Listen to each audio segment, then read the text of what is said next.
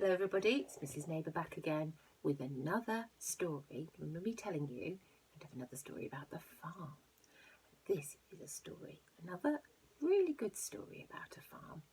And the main character in this story isn't a duck. I'll give you a clue. She's small, she has red shell with black spots, and she never says a word. And who it could be? What the Ladybird Heard. And this is written by Julia Donaldson, who wrote The Gruffalo and Stickman and The Smartest Giant in Town and all those other lovely stories that we know and love.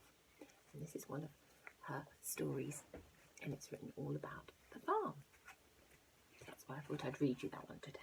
What the Ladybird Heard. Very clever little ladybird on the farm. Now, ladybirds aren't on the farm in the same way that cows and sheep and ducks are. They don't have to be looked after. They're wild mini beasts. But this ladybird lives on this farm and does help all the animals and the farmer. And in this story, the farmer's a very nice farmer who does his job properly and looks after all the animals. And you can see they all look very happy, don't they? Once upon a farm lived a fat red hen, a duck in a pond and a goose in a pen, a woolly sheep, a hairy hog, a handsome horse and a dainty dog, a cat that meowed and a cat that purred, a fine prize cow, and a ladybird. There we are, look. If you look right down there, can you see little sparkly ladybird? If you could feel this book, you'd feel it a little bit bumpy over there where the ladybird is. So if you ever get the chance to read this, it's a book you can touch. It's really interesting to touch as well as interesting to look at. And the cow said, maybe you could join in with these parts, and the cow said, moo! And the hen said, cluck! Hiss, said the goose, and quack, said the duck. Neigh, said the horse. Oink, said the pig. Bah, said the sheep. And whoop, said the dog. Should have said hog there. One cat meowed while the other cat purred. But the ladybird said never a word. She's so sparkly. But the ladybird saw and the ladybird heard. She saw two men in a big black van. Oh, who are these guys? They don't look like they're farmers. They look like they're here for some trouble. With a map and a key and a cunning plan. And she heard them whisper, this is how we're gonna steal that fine prize cow. They've rocked up from out of town and they're going to steal the cow. Oh no! No one knows except for the ladybird. What's the ladybird going to do to help? Open the gate at the dead of night, past the horse and then turn right, round the duck pond, past the hog. Be careful not to wake the dog, because the dog would bark and wake up the farmer. You don't want to wake the dog up. Left past the sheep, straight ahead, and through the door of the prize cow shed.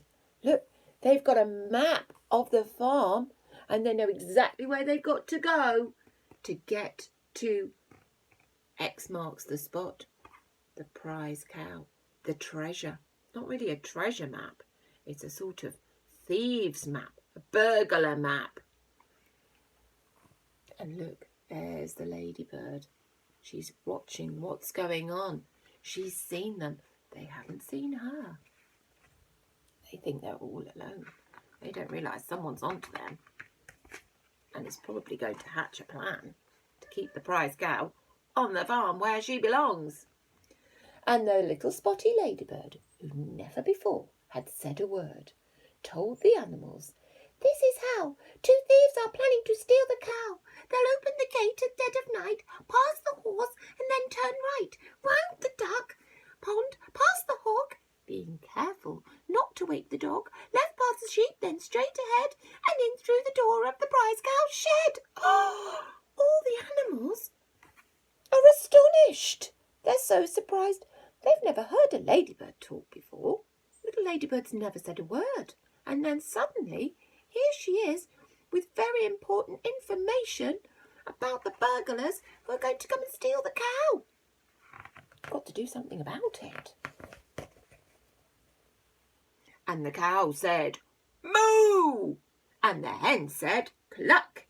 "Hiss!" said the goose, and "Quack!" said the duck. "Nay!"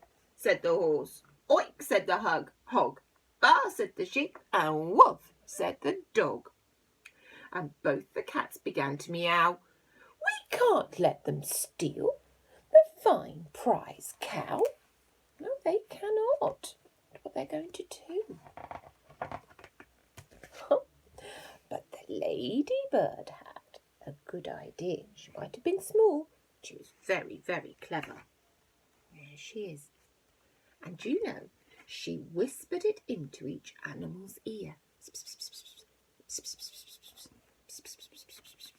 And I can feel this trail right here.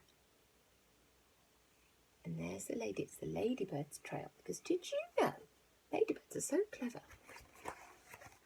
They can walk about and crawl around, but they can also fly. Underneath their red shell, there are 2 little black wings, and it helps them to fly. Isn't that clever? Because actually, ladybirds are a sort of a beetle. We were thinking about beetles in another story, weren't we, a little while ago? I wonder what the plan is that the ladybirds thought of. At dead of night, the 2 bad men, Hefty Hugh and Lanky Len, opened the gate while the farmer slept. Tiptoed into the farm they crept. Then the goose said, didn't say honk, the goose said, "Neigh!"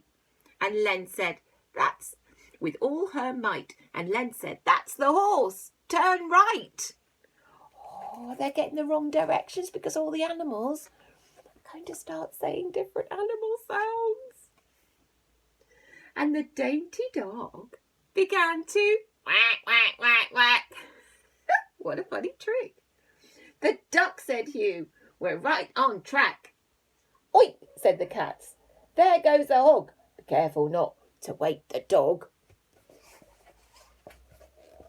"Ba, ba, ba," said the fat red hen. "The sheep. We're nearly there," said Len.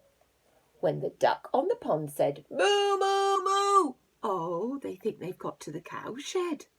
But it's the duck saying moo and not the cow. So I wonder what's going to happen when they get to the duck pond. "2 more steps to go," said Hugh. Look, he doesn't know. He can't see. It's the dead of night. Should have brought a torch. Not clever enough to think of that, is he? And they both stepped into the duck pond. Splosh! And the farmer woke and said, "Golly gosh." And he called the cops. That's another word for the police. He called the cops and they came. Nee-no, nee-no. And they threw the thieves into their panda car. It's another word we use for a police car, panda car. Threw them into a panda car. It doesn't mean there's a panda in there. It's just because it's black and white. Then the cow said, "Moo!" Oh, they're all making their right animal noises now. And the hen said, "Cluck!" "Hiss!" said the goose, and "Quack!" said the duck. "Neigh!" said the horse. "Oink!" said the hog. "Baa!" said the sheep, and "Woof!" said the dog. And the farmer cheered, "Yay!" And both cats purred. Brrr. Cats do that when they're very happy, don't they? But the ladybird said never a word.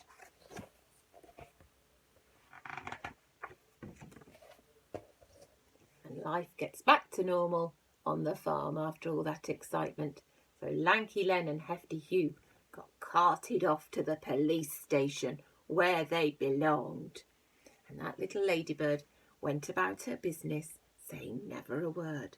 But when she needed to, she found her voice, and she was able to think of a very clever plan to stop those robbers robbing the prize cow from the farm. So that's the story of what the ladybird heard and how she solved a very big problem. Stopped a crime being committed on the farm. That's by Julia Donaldson, one of our lovely stories. Go back through with the story again and see when the animals make their sounds. See if you can make those sounds as well.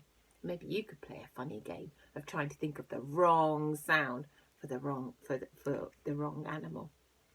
Okay, well there's that story, and I'll be back soon with some more stories another day.